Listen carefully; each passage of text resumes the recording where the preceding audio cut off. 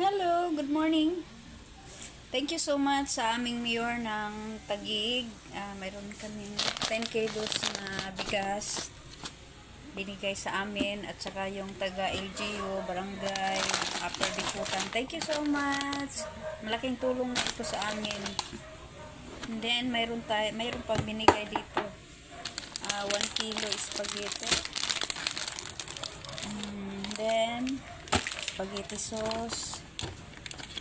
And then, mayroon pa tayong cheese.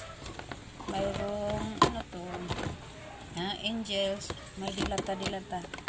And then, Argentina. And then, Argentina dito. Dalawa din yung corned beef. And then, mayroon pa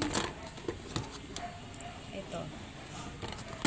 And then, mayroon din siyang half ba ito is 485 grams para sa salad.